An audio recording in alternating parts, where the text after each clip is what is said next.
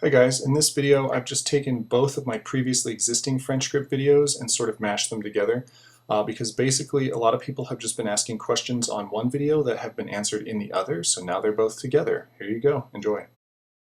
This video is going to be on the flying fingers, or it's just a finger stroke from the French grip. So the French grip is the one where your thumb is on top of the stick and you're going to propel the stick mostly with your fingers because your wrist really doesn't work very well in this direction. It's essential to line your thumb up down the long axis of the stick, and your first two fingers, thumb and pointer, are going to be creating a fulcrum here to rotate around. So the idea here is you push the back of the stick up to cause the front of the stick to go down. The rebound from the drum head puts the stick back in the starting position. You should never have to lift the stick off the head.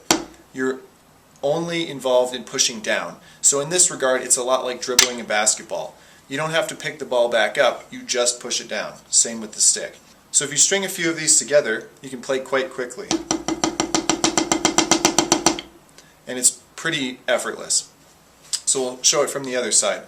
Thumb on top, create a fulcrum. You're going to use these back three fingers that typically don't do anything to propel the stick down, and the drum head bounces it back up. So you can play them individually for a blast beat type maneuver, or you can play them together for a single stroke roll. It's easy either way. Now the only downside to this technique is it kind of limits your dynamics and your ability to add accents, but if all you need is an even stream of notes, whether it's with one hand or two, the flying fingers technique is a good way to go. So in this video I'm going to talk a little bit about the detailed mechanics of the French grip stroke. So this is the stroke you're going to use when you're playing the flying fingers type blast beat, and it's a finger based stroke. There's not much wrist action in it. So the first thing you'll notice, thumb on top. So it's not to the side because that would be a German grip, but on top is the French grip. Then these back fingers become very important. You have your fulcrum here, two fingers. These other three fingers, you want to contact the stick right about at the first knuckle. If you get too far in to the second knuckle, it's very hard to generate power. If you're all the way out at the tip, you're probably just going to slide right off the stick. So you want to have that one knuckle's worth of security, and that keeps it about the right distance from your hand as well. So if I play a few strokes like that, see, my hand doesn't move much, it's just my fingers going back and forth. And I'll do a slow-mo of that.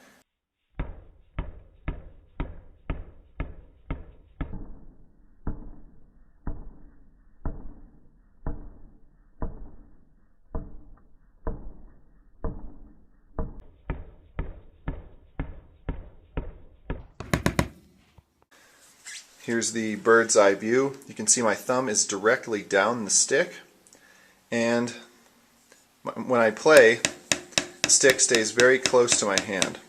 I can even go down to a different view. If the stick gets out here away from your hand, it's very difficult to control. If it's hitting your hand, it's not going to work.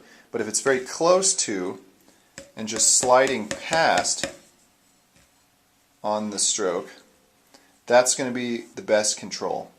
So a great way to work on the French grip stroke is to just play one stroke at a time. Try to start with the stick vertical or nearly vertical, play a note, and have the stick come all the way back to vertical. If you find yourself playing the stroke and then having to lift the stick back to vertical, you've done too much work.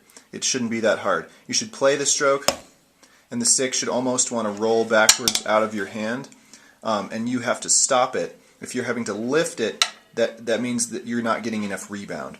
Another thing you can do to work on this is go one finger at a time. So you can play strokes with just your middle finger doing the pushing, just your ring finger doing the pushing, and even just your pinky doing the pushing. And if you get competent at doing all the fingers individually, then eventually when you put them back together, it'll seem really easy to get a fine stroke out of all three fingers pushing together.